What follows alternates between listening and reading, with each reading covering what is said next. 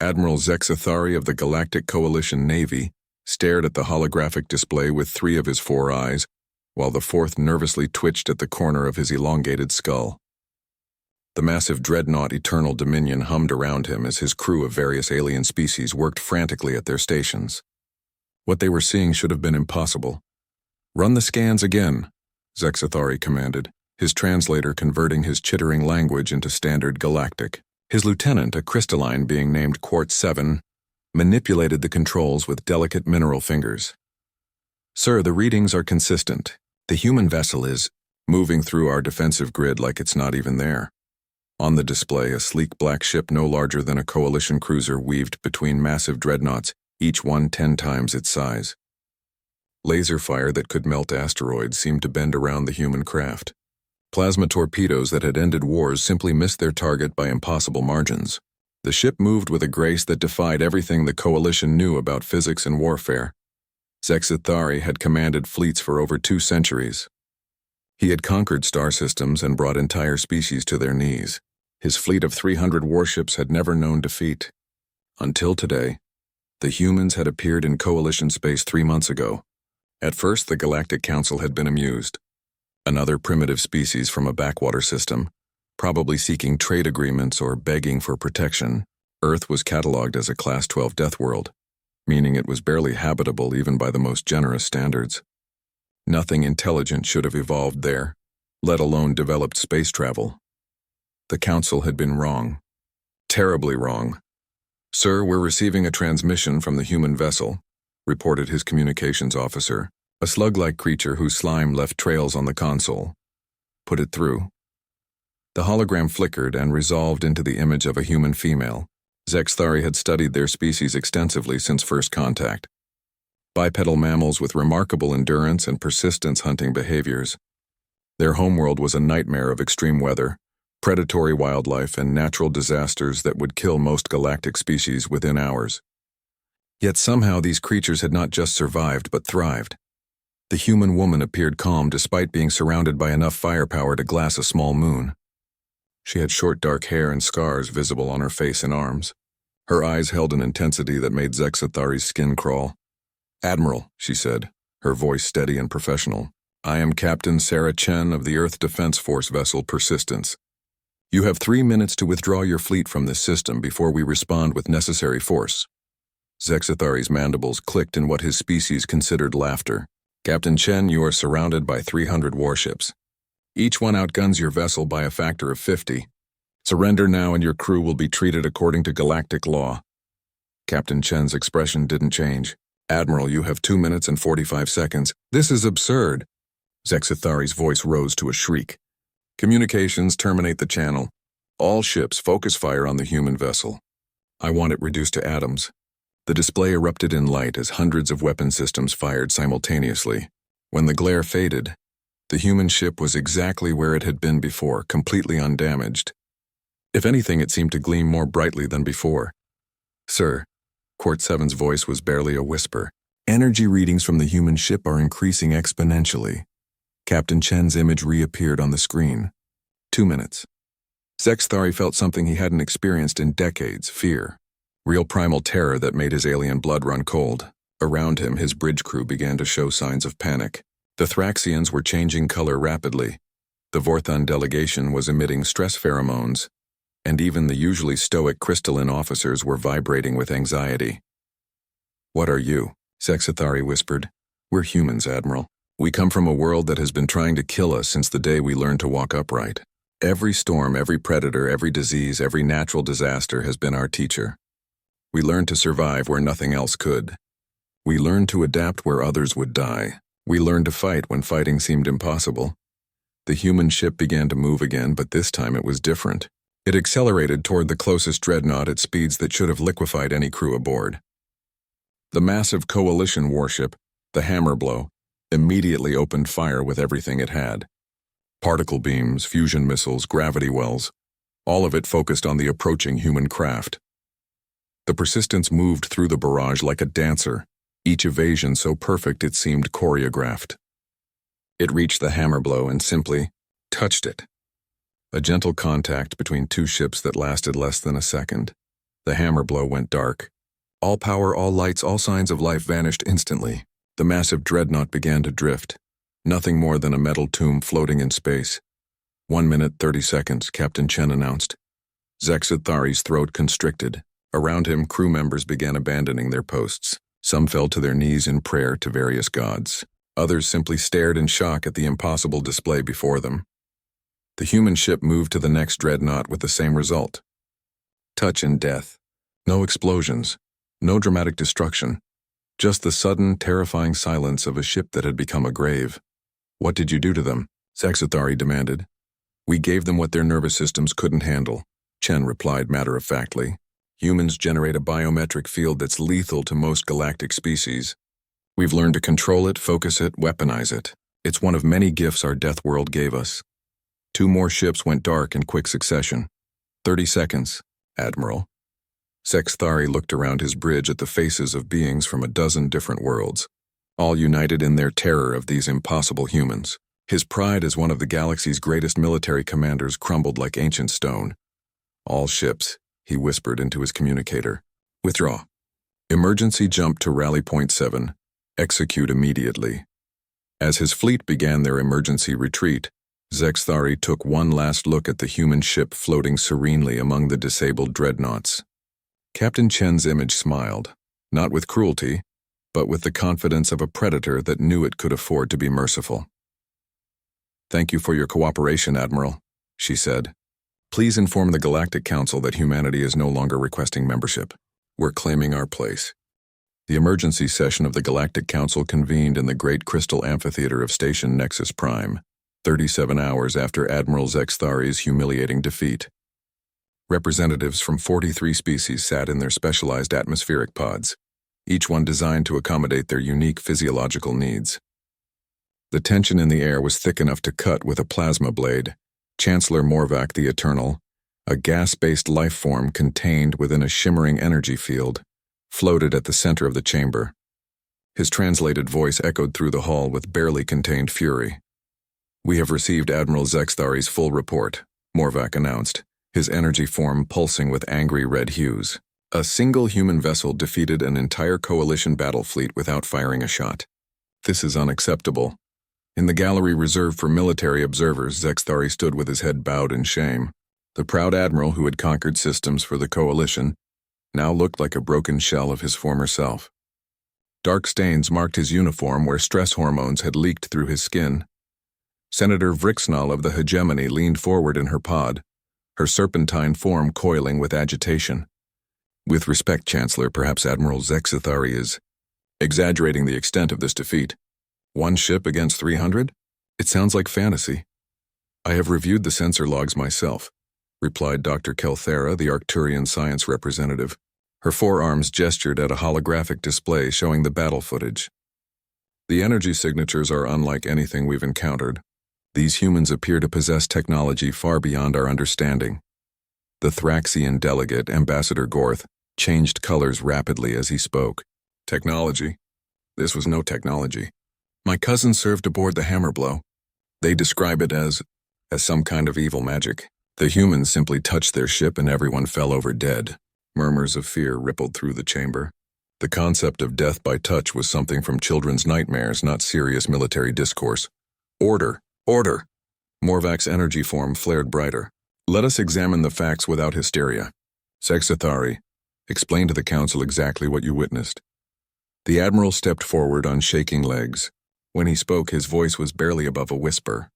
The human ship moved through our formations as if our weapons didn't exist. Our most powerful plasma cannons and particle beams seemed to bend around it. When it made contact with our dreadnoughts, all biological life aboard died instantly. No hull breach, no life support failure. They simply died. That's impossible, declared the Zentarian representative, a creature that resembled a walking tree. No known force can cause death through hull contact. I saw the medical reports, Zexithari continued, his voice growing stronger with each word. Every biological being aboard those ships died of massive nervous system failure. But the curious thing is, they all died with expressions of pure terror on their faces, as if they had seen something that their minds couldn't comprehend. Dr. Kelthera manipulated her controls, bringing up detailed medical scans.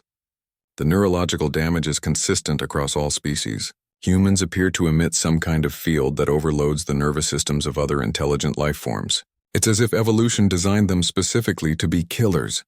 A new voice cut through the discussion like a blade. That's exactly what evolution did. Every head in the chamber turned toward the entrance where a human figure stood in the doorway. The being wore no environmental suit despite the toxic atmosphere that would kill most species within minutes. Dr. Elena Vasquez, Earth's first official ambassador to the Galactic Council, walked calmly down the center aisle. Security forces immediately moved to intercept her, but Dr. Vasquez raised her hand. I wouldn't recommend physical contact unless you're particularly interested in finding out firsthand what happened to those dreadnought crews. The guard stopped dead in their tracks. Dr. Vasquez continued walking until she reached the center speaking platform. She was a middle-aged woman with graying hair and laugh lines around her eyes. She looked absolutely ordinary, which somehow made her presence even more terrifying. Council members, she said, her voice carrying clearly through the chamber without amplification. Thank you for this emergency session. It saves us the trouble of requesting another audience that you would have inevitably denied. Chancellor Morvac's energy form flickered with confusion. Dr. Vasquez, this is a closed session. Humans are not permitted to. Humans are no longer bound by your permissions, Chancellor. Dr. Vasquez smiled pleasantly. We tried diplomacy. We submitted applications, filled out forms, followed protocols. For 3 months we waited for you to even acknowledge our existence, so we decided to make our own introductions. Senator Vrixnal's forked tongue flicked nervously. You attacked our fleet. That's an act of war. We disabled ships that were blockading our trade routes. Captain Chen was quite clear about giving Admiral Zexathari the opportunity to withdraw peacefully. The fact that several dreadnoughts are now floating museums is simply the consequence of testing our patience. Dr. Kelthera leaned forward in her pod. You spoke of evolution designing humans as killers. Explain this statement. Dr. Vasquez nodded approvingly. Finally, an intelligent question. Very well. Let me educate you about Deathworlders. She gestured, and somehow a holographic display appeared showing Earth in all its chaotic glory. Most species in this galaxy evolved on garden worlds. Stable climates, gentle weather, predictable seasons. You developed intelligence to solve problems of cooperation and resource management. The display shifted to show hurricanes, earthquakes, volcanic eruptions, and predatory animals that looked like something from a nightmare. Humans evolved on a world that actively tried to exterminate us every single day. We didn't develop intelligence to cooperate. We developed it to survive impossible odds. The council chamber fell silent except for the hum of life support systems. Every natural disaster on Earth would be a planet-killing event on your homeworlds. Our pleasant weather includes storms that generate more energy than your largest power plants. Our harmless wildlife includes creatures that could hunt and kill most of your species for sport. We learned to survive in environments that would liquefy your bodies and shatter your minds. Dr. Vasquez paused, letting that sink in. The field that kills you? It's not a weapon. It's stress hormones. When humans are calm and in control, we naturally emit biochemical signatures that cause nervous system overload in most galactic species. When we're actually angry, she smiled. Well, let's just say Captain Chen was being remarkably gentle yesterday. Ambassador Gorth had turned a sickly green color. You're saying that your very presence is lethal to us, only if we don't actively suppress it, and only when we're feeling particularly peaceful. Human emotions run much deeper and stronger than what you're used to. What we consider mild annoyance would probably trigger heart failure in most of your species. Chancellor Morvac's energy form had dimmed to barely visible levels. What do you want from us? Dr. Vasquez's pleasant expression never wavered. Equal representation in the Galactic Council, immediate cessation of all blockades on human space, and formal recognition of humanity as a sovereign power in this galaxy. And if we refuse, Senator Vrixnal asked, though her voice lacked any real defiance, then we'll continue making our own way in this galaxy. Captain Chen's ship was just one vessel from our exploration division. Our actual military fleet is significantly more direct in their approach to problem solving. The holographic display shifted again, showing sleek ships moving through space with predatory grace. Even in the recording, something about their movement pattern suggested barely contained violence. The choice is yours, council members. Welcome us as equals, or learn firsthand why even the galaxy's mightiest fleets now fear humanity's Deathworlders. 2 weeks after Dr. Vasquez's chilling presentation to the Galactic Council, the emergency authorization came through. 3 of the galaxy's most powerful military forces would combine their fleets in Operation Cleansing Storm, the largest military mobilization in galactic history. The target: the Sol system and its impossible Deathworld inhabitants. Admiral Korath of the Hegemony War Fleet stood in the command center of the massive battle station Final Judgment, watching as ships from 3 different civilizations arranged themselves into the most devastating armada ever assembled. 1,200 warships, including 12 Planet Killer-class dreadnoughts, stretched across space in perfect formation. "Status report," Korath commanded, his cybernetic implants glowing as they interfaced with the ship's systems. The Hegemony had replaced most of his organic parts with military-grade technology centuries ago, making him more machine than living being. It also made him one of the few galactic commanders who might survive close contact with human bioweapons. "All fleets report ready." "Admiral?" replied his tactical officer, a Zentarian whose bark-like skin was covered in military medals. "The Coalition contingent holds position at Grid 7. Arcturian forces maintain formation at Grid 12. Our forces control the center formation." Through the massive viewport, Korath could see the Coalition ships, sleek, elegant vessels that had conquered 100 systems with their advanced energy weapons. The Arcturian fleet displayed their characteristic crystalline hulls that could bend space-time itself. And his own Hegemony forces, black angular monsters built for one purpose: total destruction. "Communications. Open a channel to all fleet commanders," Korath ordered. The holographic display activated, showing Admiral Zexathari looking haggard and nervous, and General Crystalline Prime of the Arcturians, her geometric face showing no emotion as always. "Commanders," Korath began, "today we end the human threat permanently. Intelligence indicates they have fewer than 50 ships in their entire fleet. We outnumber them 24 to 1. This will be a swift victory." Zexathari shifted uncomfortably. "Admiral Korath, with respect, these humans are not like anything we've faced before. Perhaps we should consider what?" Korath's voice cut like a laser.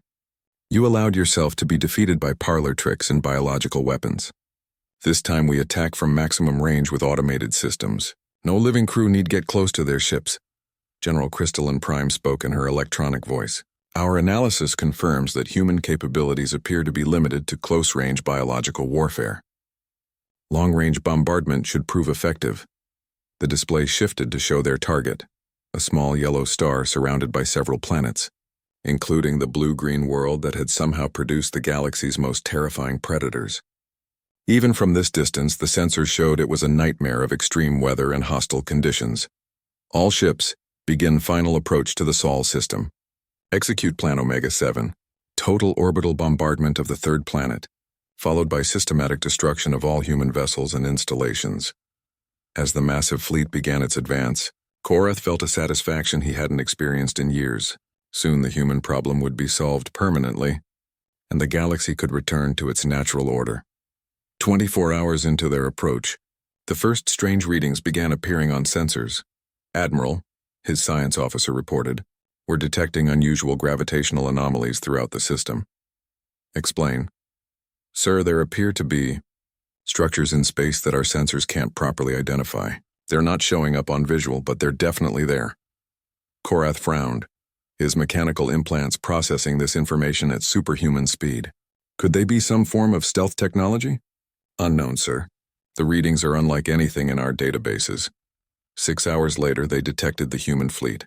53 ships, exactly as intelligence had predicted, arranged in a loose formation around Earth's moon. Compared to the massive galactic armada approaching them, they looked like children's toys. "All ships prepare for long-range bombardment," Korath commanded. "Target their vessels first, then focus on the planet's major population centers." "Sir," his communications officer called out, "we're receiving a transmission from the human fleet." "Put it through." The image that appeared on screen made several of the bridge crew step backward. It was a human male, but unlike the relatively normal-appearing Dr. Vasquez or Captain Chen, this one looked like he had been specifically designed for warfare. Scars covered his face and arms. His eyes held the cold calculation of a born killer, and when he smiled, It was the expression of a predator looking at prey. "I am Admiral Marcus Kane of the Earth Defense Force," he said in a voice like grinding stone. "You have entered human space with hostile intent. Turn around now and you might live to regret it." Korath laughed, the sound echoing metallically through his vocal processors. "Admiral Kane, you are outnumbered by more than 20 to 1. Surrender immediately and we might allow your species to survive as slave workers." Admiral Kane's smile widened. "Admiral Korath, isn't it? Former organic life form, now mostly machine. How interesting.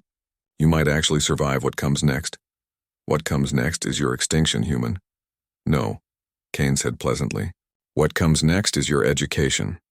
The transmission ended, and immediately every sensor on the final judgment went haywire. The gravitational anomalies throughout the system suddenly became visible as massive structures emerged from what appeared to be folded space. They weren't ships. They were orbital fortresses, each one the size of a small moon, and they had been hidden throughout the Sol system using technology that shouldn't exist. Hundreds of them materialized simultaneously, surrounding the galactic fleet completely. "How many?" Korath whispered. "Sir, I count 847 installations. Each one appears to be heavily armed. But that wasn't the worst part. The worst part was the ships that began emerging from the hidden structures. Not the small fleet they had expected, but thousands upon thousands of human vessels, each one moving with the same predatory grace that had terrified Admiral Zexthari. "Fleet count update," his tactical officer reported in a shaking voice. "I'm reading over 4,000 human ships and still counting." Korath felt something his cybernetic implants shouldn't have allowed. Pure terror. "How is this possible?" "Our intelligence said they had fewer than 50 ships." Admiral Kane's voice came through the communications system, without them opening a channel. Somehow the humans had hacked their entire communications network in seconds. "Those 50 ships you detected? They're our diplomatic corps. What you're looking at now is why we don't really need diplomacy." The human fleet began moving, and their formation was like watching a pack of apex predators surround wounded prey. Every movement was coordinated, purposeful, and absolutely terrifying. "Admiral Korath," Kane continued, "you've made a critical error in understanding human nature. You assumed we were like other species, that we would build our civilization and then create defenses for it. But humans don't think that way. We don't build cities and then protect them. We build weapons and then build cities around them." The display showed the massive orbital installations powering up weapons, systems that registered energy readings, beyond anything in galactic databases. "This entire star system is a fortress, Admiral. Every planet, every moon, every asteroid has been turned into a weapon. Even our sun has been weaponized. You didn't come to attack our homeworld. You came to attack the largest military installation in the galaxy." Korath looked around his bridge at the faces of his crew, seeing his own terror reflected in their expressions. Outside the viewport, human ships continued to emerge from hidden positions until they filled space like a swarm of metal locusts. "What do you want?" he managed to ask. Admiral Kane's laugh was like the sound of breaking bones. "What we want, Admiral, is for you to go home. Tell your council exactly what you saw here. Tell them that humanity tried to be reasonable, tried to be diplomatic, and tell them that their choice now is very simple. Accept us as equals, or we'll come visiting your homeworlds to discuss the matter in person." The retreat from Sol system became known as the Great Running in galactic history books, though most species preferred not to discuss it at all. Admiral Korath's combined fleet of over 1,200 ships fled human space in complete disorder, leaving behind their pride, their confidence, and any illusion that they understood the universe they lived in. 3 days later, Emergency Assembly Station Omega hummed with desperate activity. Built in the deepest, most secure region of Coalition space, it was supposed to be the most protected location in the galaxy. Representatives from every major power had gathered, for what many believed would be the last free deliberation before humanity came to impose its will on them all. Chancellor Morvac floated in the center of the great chamber, his energy form flickering with anxiety. Around him, the greatest military minds and political leaders of 43 species struggled to comprehend what they faced. "The reports are confirmed," announced General Thex of the Military Council, his exoskeleton clicking nervously.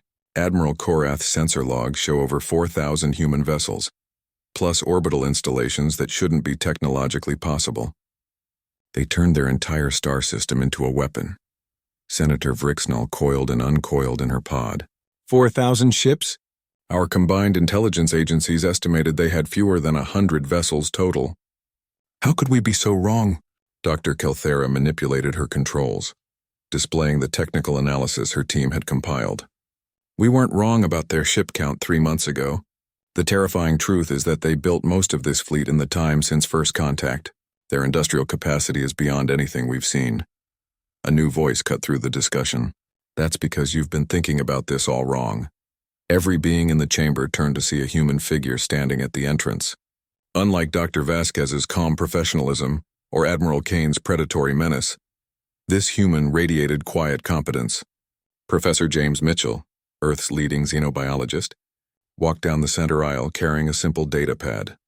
Professor Mitchell, Chancellor Morvac said weakly, "This is a classified military briefing." "Yes, I know," Mitchell replied, taking his place at the central podium.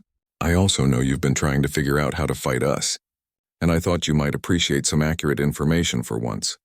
He activated his data pad, and holographic displays filled the chamber showing detailed cross-sections of human biology, psychology, and civilization. The fundamental mistake you keep making is assuming that humans are like other species, just more aggressive. But we're not more aggressive than you. We're more efficient. The display showed comparative biological data. Most galactic species evolved as prey animals or peaceful herbivores who developed intelligence to solve social problems. Your warfare is essentially ritualized conflict. Lots of posturing, formal declarations, limited objectives. Mitchell gestured and the display shifted to show predatory Earth animals hunting. Humans evolved as persistence predators on a world where everything was trying to kill us. We didn't develop warfare as a social ritual. We developed it as a survival skill. General Thex leaned forward in his command pod. "Explain the relevance of this biological distinction. When your species fights a war, you aim for victory through superior tactics or technology. When humans fight a war, we aim for extinction of the threat. Not defeat, extinction." The chamber fell silent except for the hum of atmospheric processors.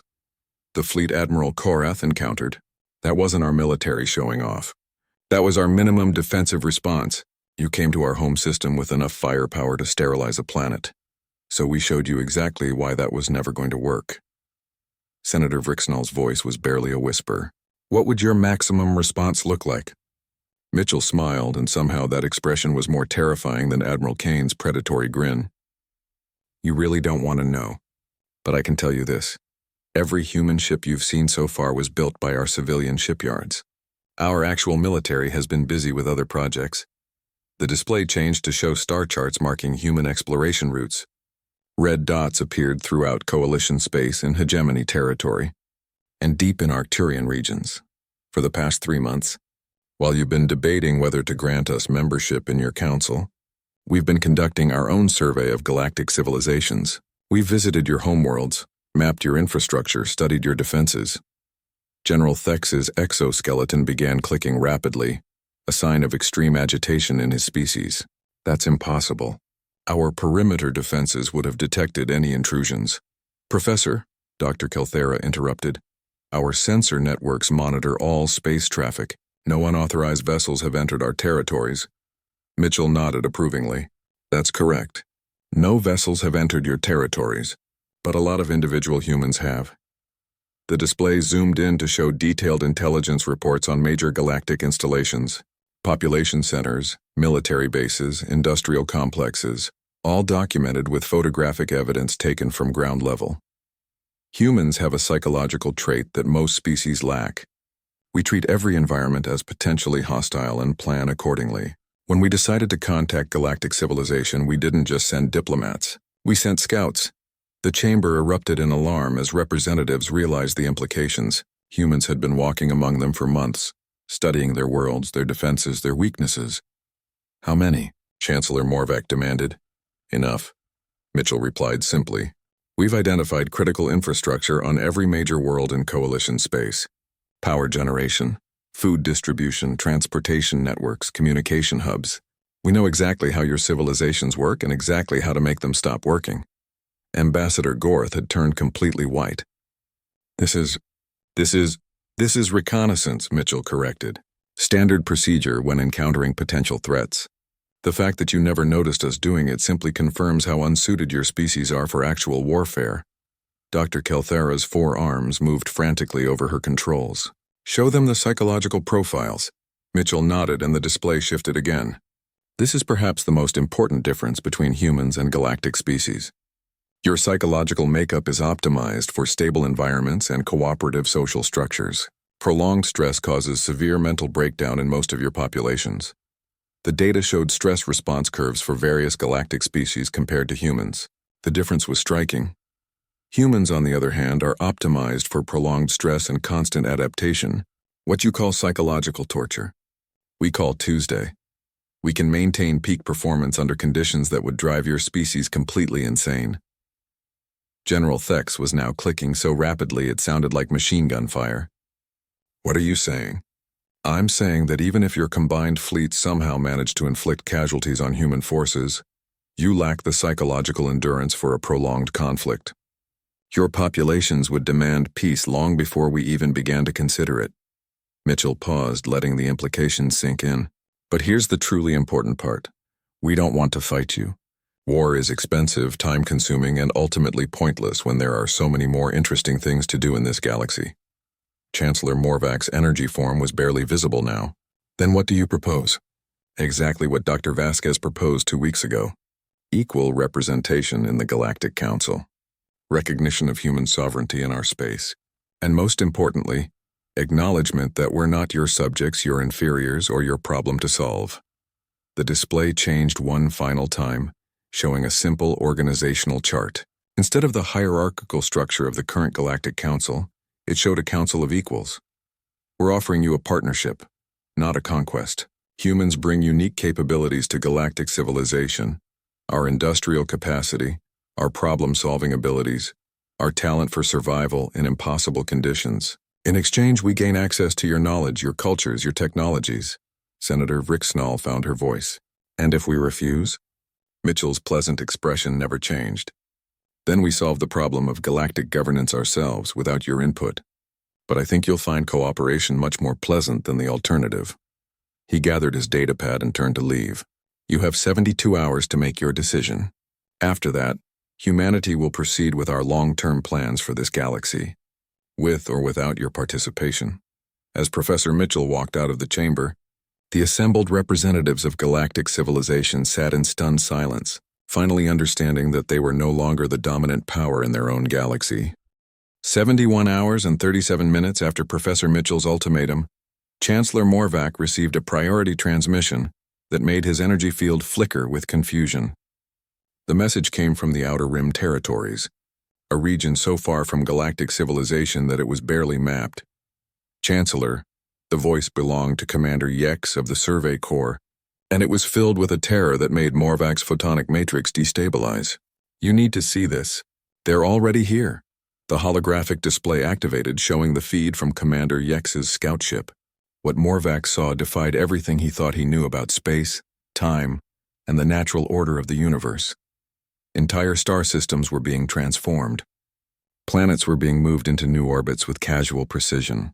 Asteroid belts were being reorganized into geometric patterns that served unclear but obviously purposeful functions. Moons were being hollowed out and converted into massive structures that pulsed with unknown energy. How long has this been happening? Morvac whispered. Sir, based on the construction progress, we estimate they've been working out here for at least 2 years. Maybe longer, 2 years.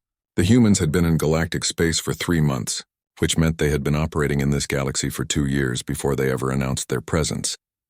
Commander, what is the scale of this construction project? Sir, we've surveyed 37 systems so far. All of them show signs of large-scale engineering. We're talking about industrial activity that would require the resources of entire civilizations. And sir, there are ships. The display zoomed in to show vessels that dwarfed anything in the known galaxy. Not the sleek predatory craft they had seen defending Sol, but massive industrial ships the size of small moons, each one attended by swarms of smaller vessels that moved with mechanical precision. Get me a ship count. Commander, sir, I've stopped counting. There are thousands of them, maybe tens of thousands, and they're building more. Morvac's energy field dimmed to almost nothing as the implications hit him. The humans hadn't just been preparing defenses for their home system. They had been building an entire interstellar infrastructure in secret, using resources from uninhabited systems that no one else had even bothered to explore. Commander, return to base immediately. Share this data with no one except the Emergency Council. 6 hours later, the most classified meeting in galactic history convened in a shielded chamber deep within Station Omega. Only the highest-ranking leaders of each major power were present. Morvac, General Crystalline Prime, Admiral Korath, and Senator Vrixnall, along with the top military and scientific minds of their respective civilizations. The sensor data from the Outer Rim played silently on the screens around them as each leader absorbed the magnitude of what they faced. "This changes everything," General Crystalline Prime stated in her electronic voice. "Humanity is not seeking membership in our civilization. They are establishing their own." Admiral Korath's mechanical components whirred as he processed the tactical implications. "The industrial capacity required for this scale of construction exceeds our combined output by orders of magnitude. How is this possible?" Dr. Kelthera manipulated her controls, bringing up comparative analysis charts. "The answer appears to be automation combined with exponential growth patterns. Humans appear to have developed self-replicating industrial systems that expand their capabilities geometrically rather than linearly." "Meaning?" Senator Vrixnall asked. "Meaning that while we build ships one at a time in massive shipyards, they build shipyards that build more shipyards. Their industrial growth follows biological patterns rather than mechanical ones." The implications were staggering. Every galactic civilization had grown their technology and infrastructure gradually over thousands of years. The humans appeared to be compressing that development cycle into decades or even years. "There's something else," Admiral Korath said, his mechanical voice carrying an unusual note of what might have been fear. "Look at the energy signatures from those construction sites." The display showed power readings that seemed impossible. Individual construction projects were generating more energy than entire star systems. "They're not just using fusion or antimatter," Dr. Kelthera observed. "These readings suggest they've found ways to extract energy directly from spatial geometry itself." "Are you saying they've weaponized space-time?" Morvac asked. "I'm saying they've industrialized it." A soft chime indicated an incoming transmission. The chamber's communications officer, a nervous Thraxian whose color changes had become so rapid they were strobing, announced, "Sirs, we're receiving a priority message from Earth." "Put it through," Morvac commanded. The holographic display resolved into the image of a human none of them had seen before. She appeared to be middle-aged, with silver-streaked hair and the kind of calm confidence that suggested she was accustomed to making decisions that affected billions of lives. "I am Director Sarah Chen, head of the Human Colonial Development Authority," she said pleasantly. "I apologize for interrupting your meeting, but we thought you might have questions about our recent activities in the Outer Rim." General Crystalline Prime leaned forward. "Director Chen, your industrial operations exceed anything our civilizations have achieved in millennia. How is this possible?" Director Chen smiled. "General, your civilizations developed technology to make life more comfortable within existing environments. Humans developed technology to create habitable environments where none existed. The difference in approach leads to very different capabilities." She gestured, and the display showed detailed cutaway views of the massive construction projects. "What you're seeing is humanity's solution to the fundamental problem of interstellar civilization: resource scarcity. Instead of competing for habitable worlds, we create them. Instead of fighting over limited resources, we build infrastructure to extract resources from uninhabitable systems." Admiral Korath's cybernetic implants glowed as he processed this information. "You're terraforming entire regions of space?" "Not terraforming," Chen corrected. "We're creating artificial biospheres optimized for specific purposes. Some for manufacturing, others for research, others for population centers. We're building a civilization from scratch, rather than trying to fit into existing structures." The display showed vast, enclosed environments within the modified worlds, spaces where millions of humans could live and work in, Earth-like conditions, all powered by the exotic energy sources they had developed. "Director Chen," Senator Vrixnall asked carefully, "what are your intentions regarding existing galactic civilizations?" "Senator, our intentions haven't changed since our first diplomatic contact. We want to coexist peacefully and trade our respective advantages for mutual benefit. The construction you've discovered doesn't threaten any inhabited system. We're working exclusively in regions that your species considered worthless. But the scale, Dr. Kelthera began. The scale reflects human psychology, Chen interrupted gently. When we commit to a course of action, we don't do it halfway. If we're going to live in this galaxy, we're going to build the infrastructure to support our entire species at the standard of living we prefer. Morvac's energy field flickered with what might have been admiration. You've been planning this since before first contact. We've been planning this since before we achieved interstellar flight, Chen confirmed. Humans think in terms of generations, not budget cycles. We decided what kind of civilization we wanted to build, then we built the technology and infrastructure to support it. The chamber fell silent as the galactic leaders absorbed this revelation. Humanity wasn't just another species seeking membership in their civilization. They were building a civilization that would make the existing galactic order obsolete. What happens next? General Crystalline Prime asked. Director Chen's expression remained pleasant, but her eyes hardened slightly. That depends entirely on your council's decision. We've shown that we don't need your permission to exist in this galaxy, but we'd prefer to exist as friends and partners, rather than as strangers who happen to share the same cosmic neighborhood. And if the council rejects your application, then in 50 years, when your children study galactic history, they'll learn about the ancient civilizations that once ruled the stars before humanity came to build a better universe. Chen's image smiled one final time before the transmission ended, leaving the galactic leaders alone with the terrible knowledge of what they faced. Not conquest by a superior military force, but replacement by a superior civilization. The final vote was scheduled for exactly 72 hours after Professor Mitchell's ultimatum, as promised. The Great Assembly Hall of Station Nexus Prime had been reconfigured to accommodate the largest gathering in galactic history. Representatives from every known civilization packed the chamber, their atmospheric pods creating a rainbow of different environments needed to sustain the various forms of life. But as Chancellor Morvac called the assembly to order, something unprecedented happened. A new pod materialized in the section reserved for neutral observers. It contained a human, Dr. Elena Vasquez, sitting calmly in what appeared to be a standard atmospheric environment that should have killed her within minutes. Dr. Vasquez, Morvac began, his energy form flickering with confusion. You were not invited to observe these proceedings. No, she agreed pleasantly. But I thought the galaxy might benefit from having accurate information available during the vote. Senator Vrixnal coiled nervously in her pod. What information?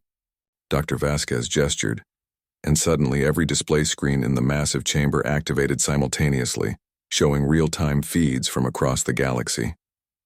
The information your intelligence services have been unable to gather. What humanity has actually been doing for the past 72 hours. The screen showed a revelation that sent waves of shock through the assembly. Human ships were arriving at major trade routes, but they weren't attacking or threatening. They were setting up what appeared to be service stations. Ladies, gentlemen, and distinguished beings of all classifications, Dr. Vasquez announced, while you've been debating whether to accept humanity as equals. We've been demonstrating why you need us as partners. The feeds showed human installations providing rapid ship repair, fuel refinement, and cargo transfer services to vessels from dozens of different species. More remarkably, they were doing it faster and more efficiently than anything the galaxy had seen before. Trade route efficiency has increased by 40% in the past 3 days, Dr. Vasquez continued. Shipping costs have dropped by 60%, and piracy in the affected regions has fallen to zero. Admiral Korath leaned forward in his pod. How is this possible? Admiral, human industrial technology is designed for extreme efficiency under hostile conditions. What takes your civilizations weeks to accomplish, we can do in hours. What costs you enormous resources, we can do with automated systems running on renewable energy. The display shifted to show detailed economic projections. If current trends continue, adopting human logistical support would increase the gross galactic product by 300% within 5 years. The chamber erupted in confused discussion as representatives realized they were looking at an economic revolution, not a military conquest. Dr. Vasquez, General Crystalline Prime called out, Are you saying that humanity's goal is economic integration rather than political domination? General, I'm saying that humanity's goal is to build the most efficient and prosperous civilization possible. Political structures are just tools to achieve that goal. We don't need to dominate you to accomplish what we want. Senator Vrixnall's voice was barely a whisper. What exactly do you want? Dr. Vasquez smiled. We want to turn this galaxy into a place where any species can thrive at their maximum potential. Where conflict is pointless because cooperation is more profitable.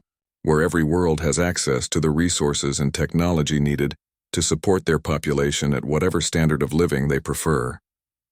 The screens changed again, showing the massive construction projects in the Outer Rim, but now with detailed explanations of their purpose. Manufacturing centers capable of producing anything from starships to consumer goods. Research facilities studying everything from medicine to physics. Agricultural stations that could feed entire planets. Humanity is offering to share all of this, Dr. Vasquez continued.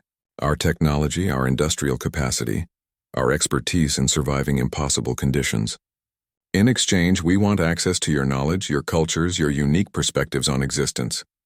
Dr. Kelthera manipulated her controls frantically.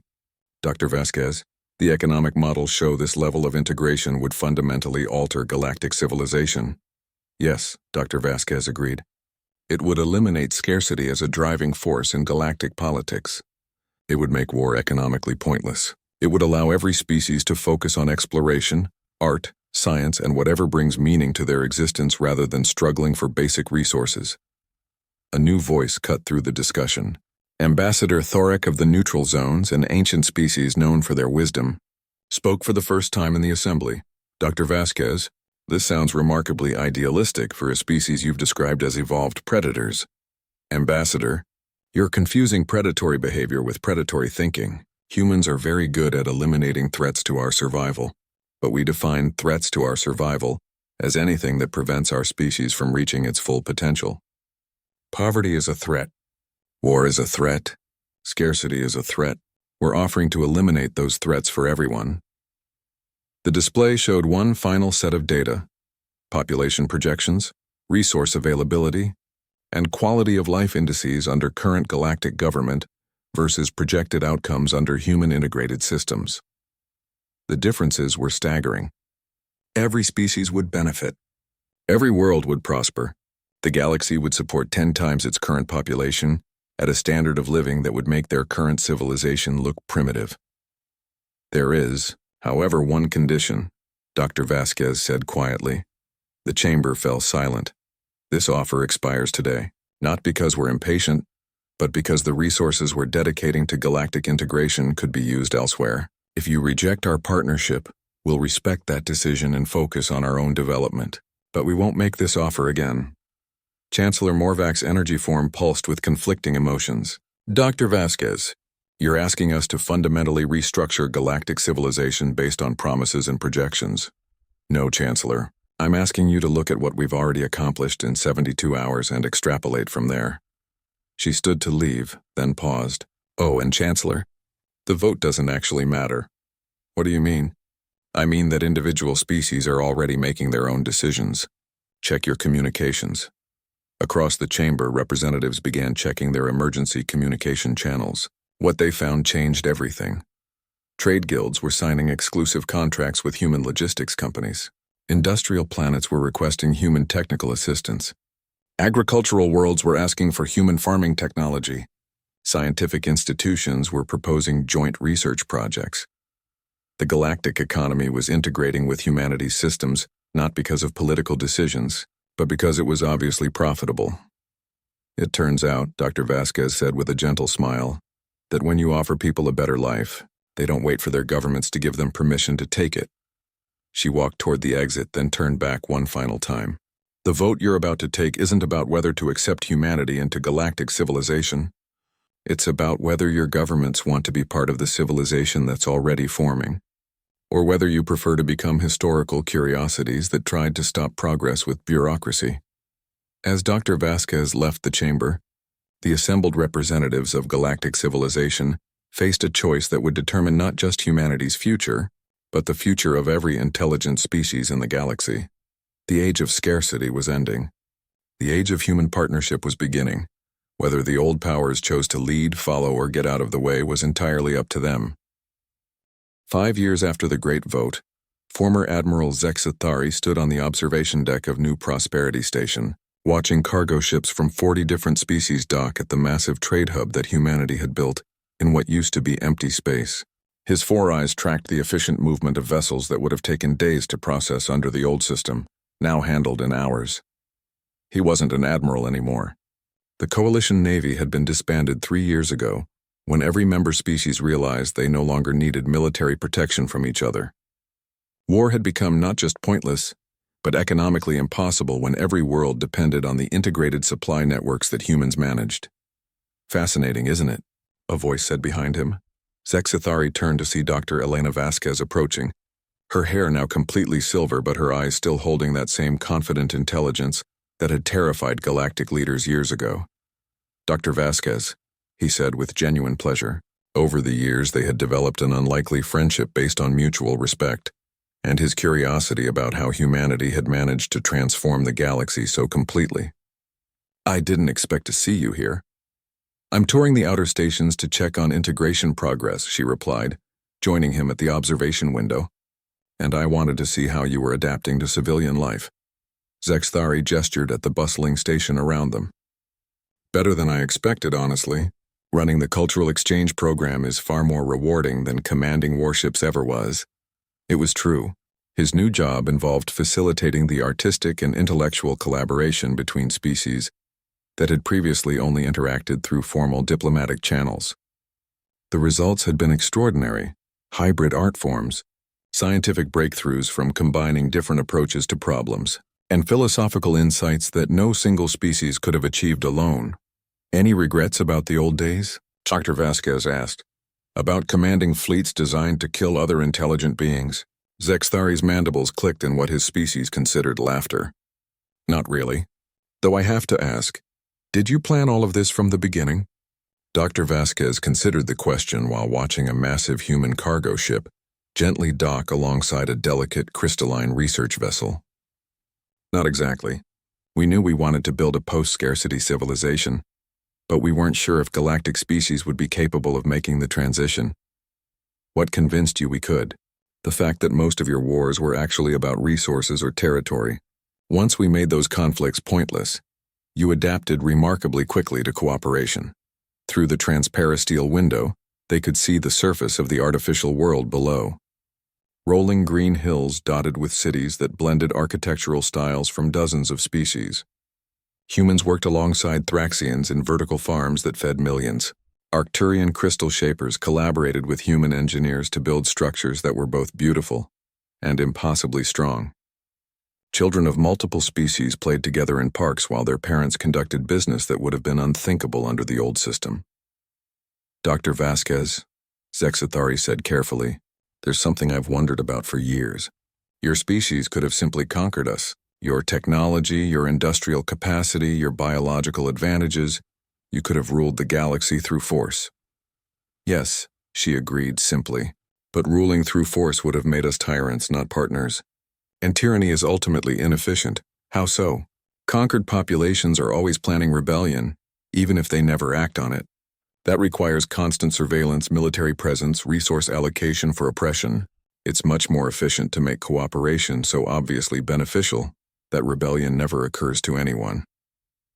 A chime indicated an incoming message. Dr. Vasquez activated her communication device, and a holographic image appeared of a human male in a laboratory environment. Dr. Vasquez, the figure said excitedly, I wanted to personally thank you for approving the joint research grant. The breakthrough we've achieved working with Zentarian botanists is going to revolutionize agriculture across the galaxy. Excellent news, Dr. Park. What did you discover? We've successfully combined human genetic engineering techniques with Zentarian symbiotic plant relationships. We can now grow crops that are perfectly adapted to any environment, including previously uninhabitable worlds. The food security implications alone, Dr. Vasquez smiled. Congratulations, Doctor. Make sure the data is shared freely with all member worlds. As the transmission ended, Zexathari shook his head in amazement. 5 years ago, That kind of research cooperation would have required decades of negotiation and treaty-making. Now it just requires a researcher with a good idea and the initiative to apply for funding, Dr. Vasquez agreed. Bureaucracy is another form of inefficiency that we've worked to eliminate. They stood in comfortable silence for a while, watching the traffic flow through the station. Ships that had once faced each other as enemies now worked together to transport goods, people, and ideas throughout the galaxy. Dr. Vasquez, Zexathari said eventually, "What's next for humanity? You've achieved everything you set out to do. Have we?" she asked with a slight smile. "We've eliminated scarcity in this galaxy and established peaceful cooperation among all known intelligent species. But this is just one galaxy among billions." Zexathari felt a familiar chill run down his spine. "You're planning to expand beyond our galaxy?" "We're planning to explore, yes. The universe is vast and we've only seen a tiny fraction of it. There could be other forms of intelligence out there. Other civilizations facing the same challenges we've solved here. And if you encounter hostile species, ones that can't be reasoned with?" Dr. Vasquez's expression grew serious. "Then we'll respond appropriately. Remember, Zexathari, humans are very good at eliminating threats to our survival. We just prefer to turn potential enemies into friends when possible." A new alarm sounded. Not an emergency, but a notification that the daily transport to Earth was preparing for departure. Dr. Vasquez checked her chronometer. "I need to catch that transport," she said. "But Zexathari, I want you to know how much humanity appreciates your work with the Cultural Exchange Program. Your insights into interspecies cooperation have been invaluable." As she turned to leave, Zexathari called after her. "Dr. Vasquez, one final question. Do you think this peace will last? Can different species really coexist permanently without conflict?" She paused in the doorway and looked back with that same confident smile that had once terrified galactic leaders. "Zexathari, 5 years ago you commanded warships designed to destroy human civilization. Today you're helping human children learn Thraxian poetry alongside Thraxian children learning human history. Your own transformation is proof that any change is possible when the incentives are properly aligned." After she left, Zexathari remained at the observation window for a long time, watching the peaceful flow of galactic civilization around him. In the distance, human construction ships were beginning work on another station that would serve as a gateway to the next spiral arm. He thought about Dr. Vasquez's words regarding exploration beyond their galaxy. Once, the idea of humans spreading throughout the universe would have filled him with terror. Now it filled him with something he hadn't expected: pride. If there were other species out there struggling with scarcity, conflict, and the ancient patterns of aggression that had once defined galactic civilization, they would soon have the opportunity to learn what cooperation could accomplish. The galaxy's mightiest fleets no longer feared humanity's Deathworlders. Instead, the galaxy had learned to follow them toward a future none of them could have imagined alone.